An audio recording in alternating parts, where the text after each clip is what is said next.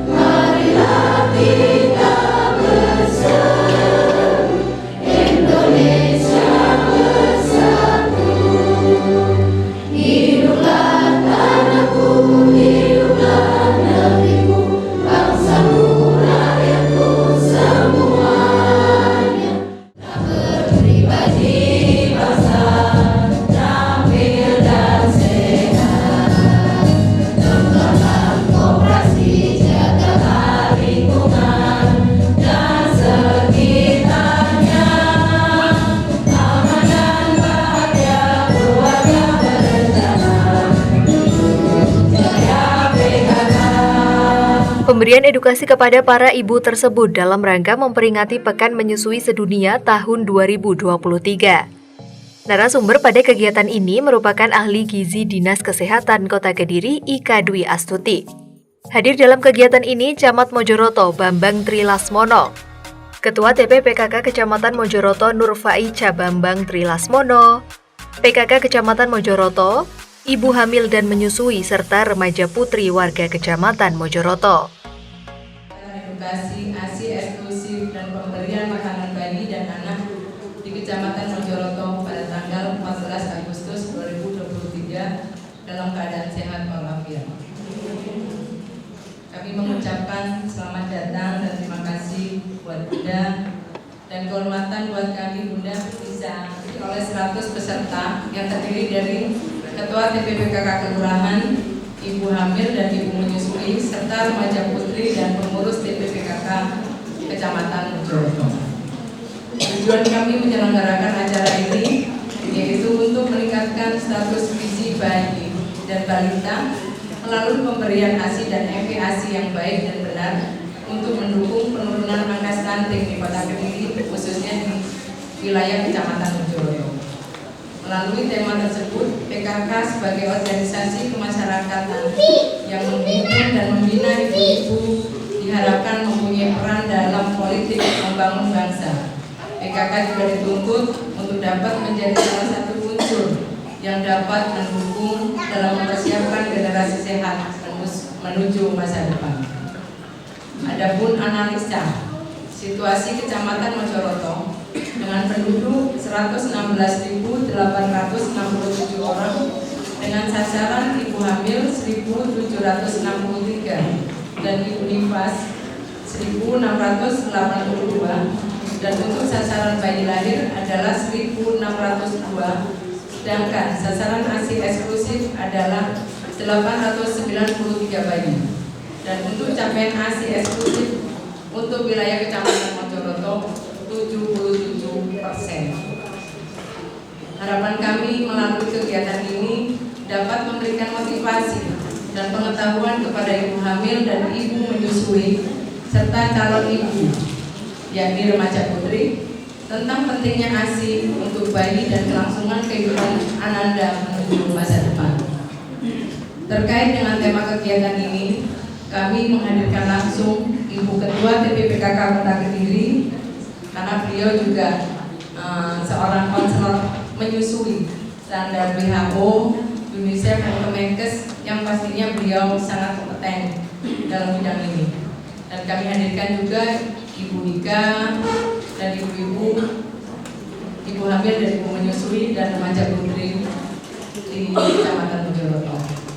Demikian laporan ini kami buat dengan harapan kegiatan ini membawa manfaat bagi kita, terutama untuk generasi masa depan kita.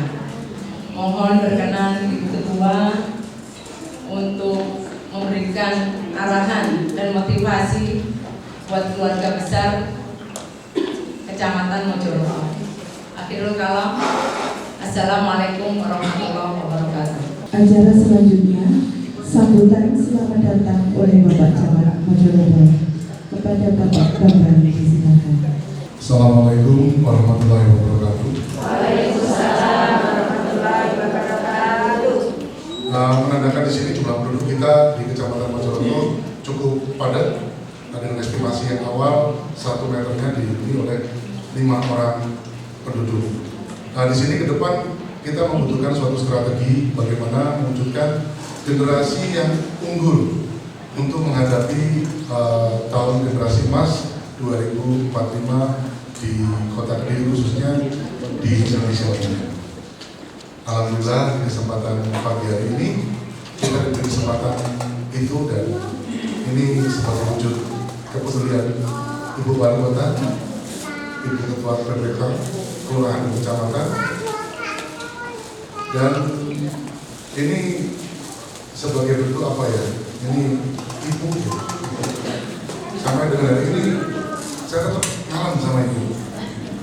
Jadi saya kalau ke ibu saya tuh saya mesti manja sama ibu saya, karena ibu saya tuh walaupun saya besar, bertambah usia, bertambah anak, tetap saya sebagai anak laki kecilnya. Jadi ya ini sebagai bentuk ibu, dan Allah pun menitipkan sifatnya di ibu yang namanya rahim. Nah, di sini saya nitip buat Ibu Wali Kota untuk bisa menguatkan ibu-ibu di kecamatan agar bisa menjadi ibu-ibu yang hebat, menjadi anak-anak yang soleh dan solehah dan berbudi pekerti. Demikian dari saya, terima kasih. Wassalamualaikum warahmatullahi wabarakatuh.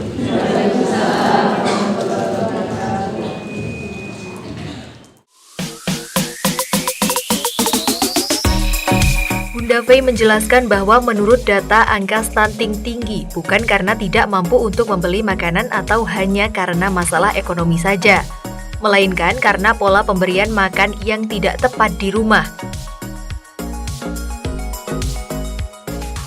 Jadi melalui orientasi PMBA ini, para ibu bisa belajar kembali agar bisa menerapkan pola pemberian makan yang tepat untuk anaknya.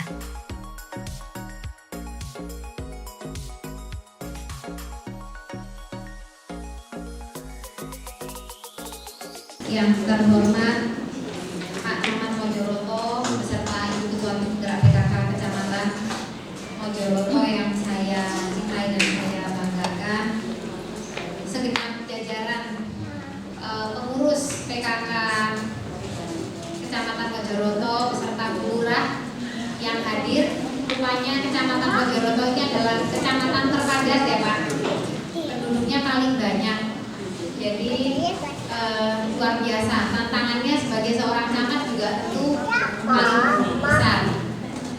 Ibu-ibu yang hadir pada pagi hari ini, saya lihat ada adik-adik remaja juga.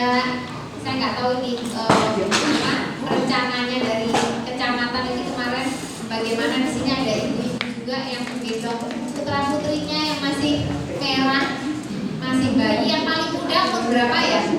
Berapa usia berapa Bu? 1 bulan. Ada yang lebih muda? Ada berapa? 1 bulan juga. Ada yang 9 bulan hamil? 9 bulan tuh. KPR-nya tanggal berapa? 21. Itu terlalu perhatikan kali. Dulu menyusui? Dulu menyusui yang pertama sampai 2 tahun. ASI eksklusif? Tepuk tangan dong.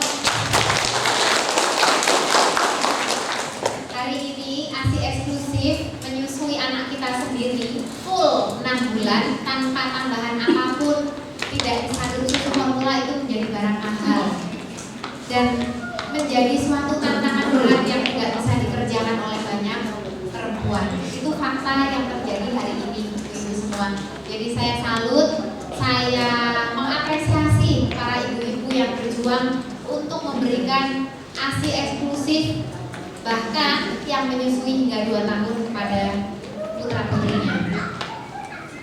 Bapak Ibu semua, Pak Camat, kalau ada kegiatan di kantor membanggakan kami semua para ladies ini. Ya, terima kasih sudah mendukung kegiatan PKK. Ibu-ibu semua, hari ini saya merasa senang. Saya udah kandung janji sama Bu Camat mau hadir. Kalau nggak diingetin, saya lupa nanti datang ke acara yang lain. Karena hari ini PKK juga ada beberapa agenda kegiatan yang lain. Saya merasa senang ya, dan terharu kadang lihat ibu-ibu datang ke kegiatan seperti ini, putra-putrinya dibawa demi mau apa Bu? Mau dapat sesuatu yang baru, yang mau dapat ilmu, karena sekolah kan nggak harus di bangku formal. Mungkin pintunya boleh ditutup sedikit biar AC-nya lebih efektif, kasihan kalau panas.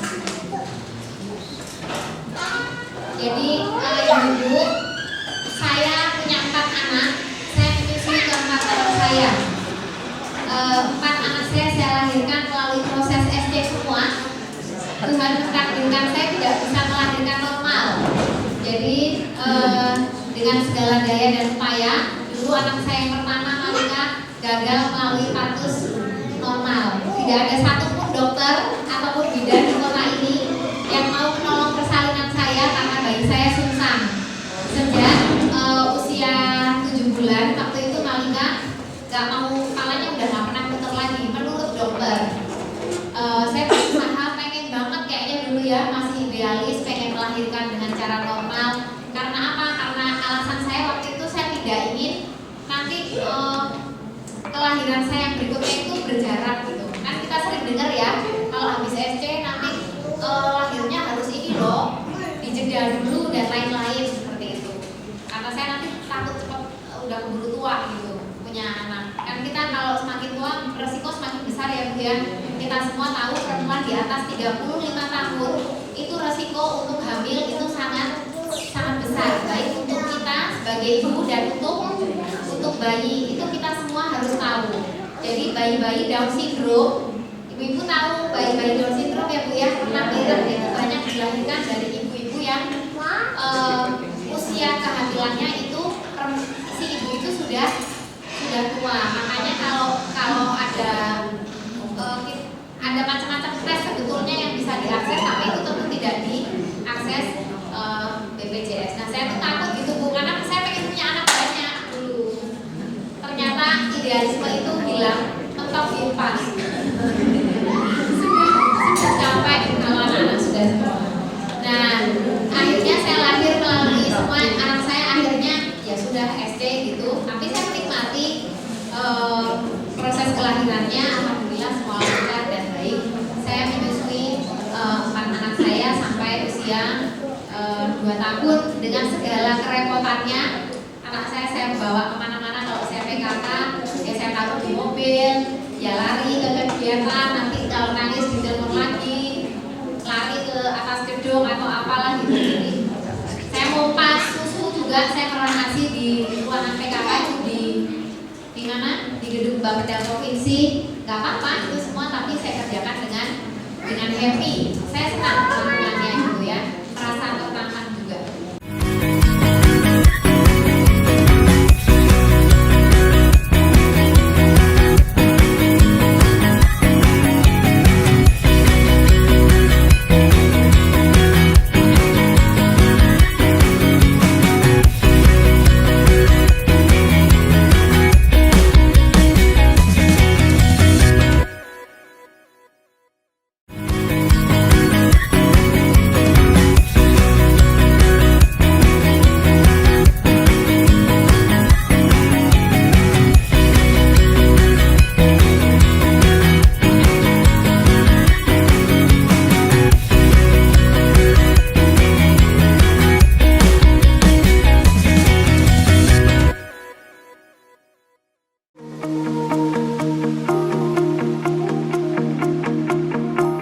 Terakhir, Ketua TP PKK Kota Kediri juga mengingatkan kepada para ibu agar bisa memberikan ASI eksklusif selama 6 bulan kepada bayinya.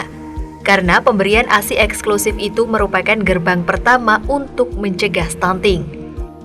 Dengan apa yang disampaikan oleh tenaga medis tadi, seorang ibu yang sudah punya ilmu, bekal ada di kepalanya, dia sampai bidan, Pak dokter, Bu dokter, nanti saya pengen IMD ya, akan minta ke rumah sakit.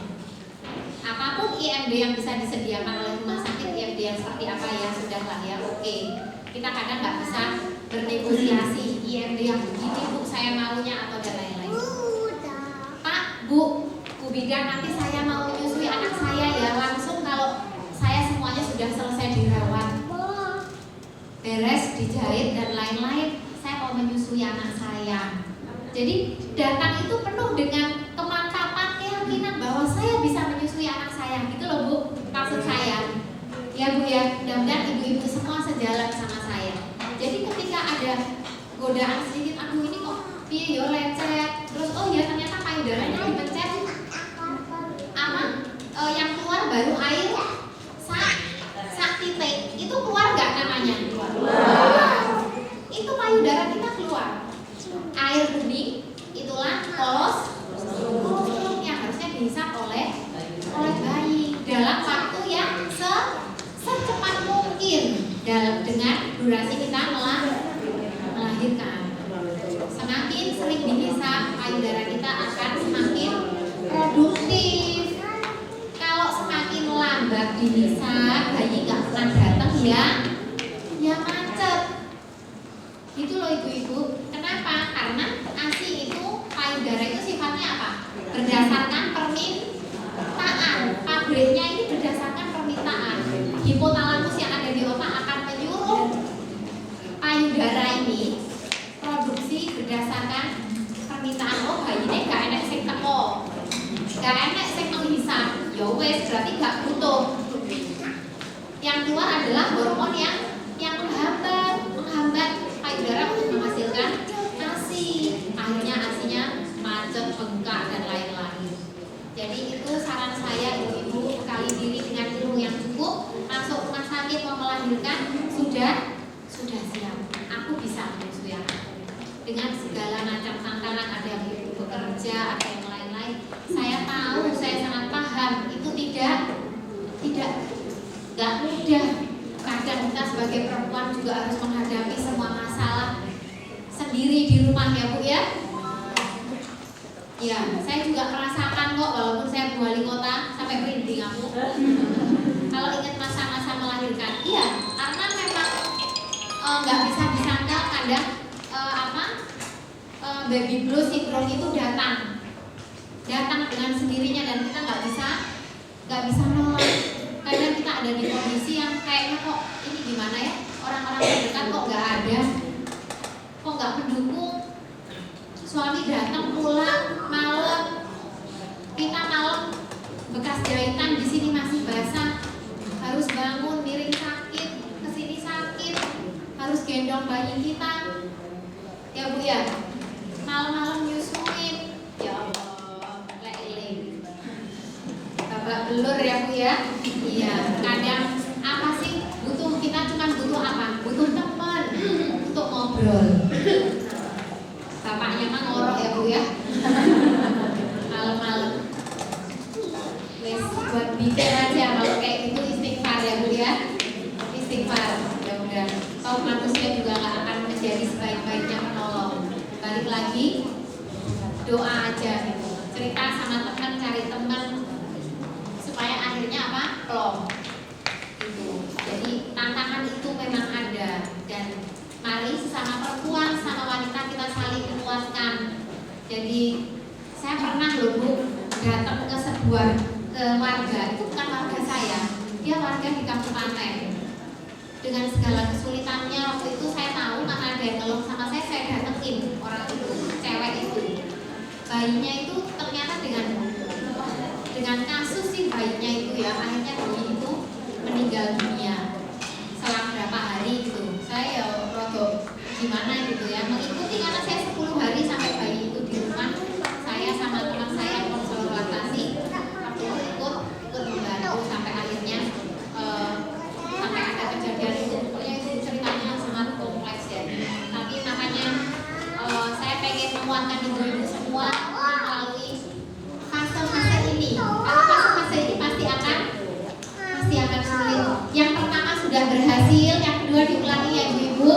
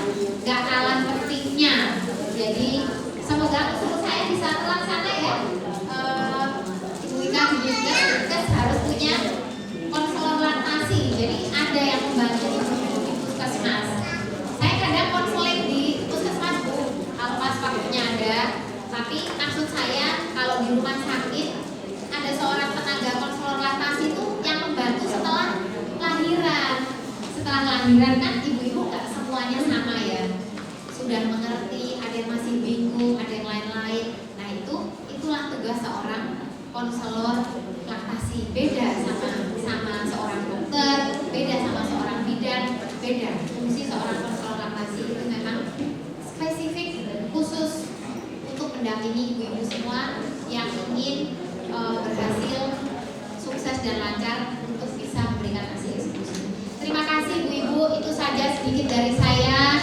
Terus semangat memberikan ASI untuk putra-putri kita. Insya Allah itu menjadi jalan yang paling baik untuk ibu-ibu semua mencegah putra-putrinya nanti jauh-jauh ke jurang stunting dan tumbuh kembang yang tidak baik. Terima kasih, kurang lebihnya saya mohon maaf.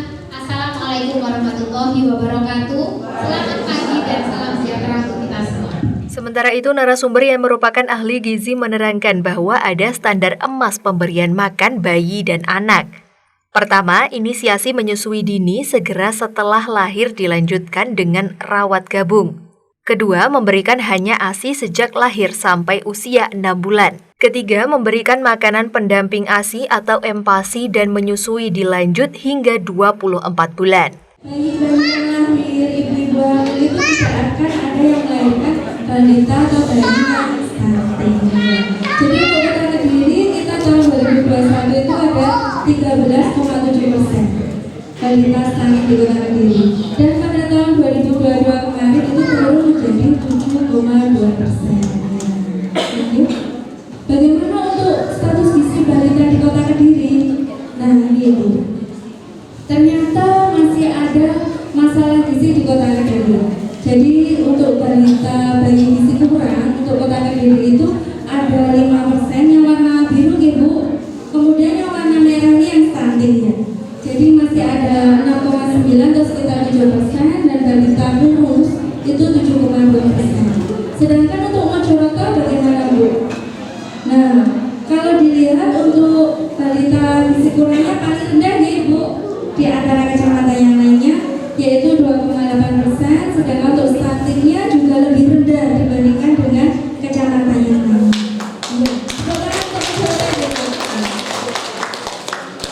Ini untuk stuntingnya 6,1%, kemudian untuk balita kurusnya 7,3%. Nah ini linear dengan tadi Bu ya, untuk ASI eksklusifnya di Kecamatan Mojoroto tadi berapa Bu? 77%.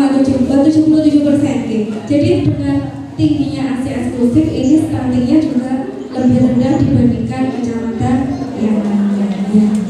Jadi untuk ASI eksklusif ini bisa dilihat Mojoroto bagaimana Bu yang paling tinggi. Iya. Kalau Kota Kediri masih 62,8% karena ada beberapa kecamatan yang agak gandul Bapak Ibu ya. Jadi diharapkan dengan acara ini nanti yang ibu masih hamil, kemudian adik-adik remaja yang masih menyusui itu bisa memberikan ASI eksklusif sehingga ASI eksklusifnya bisa semakin tinggi lagi nanti. Harapannya apa? Stuntingnya juga turun. Ahli gizi Ika Dwi Astuti juga menjelaskan bahwa ada hal-hal yang perlu dipertimbangkan saat pemberian empasi, yakni frekuensi, usia, jumlah, tekstur, variasi, pemberian makanan aktif atau responsif, dan juga kebersihannya. Ini acara sebetulnya yang menggagaskan PKK Kecamatan Mojoroto. Ini ya orientasi PMBA.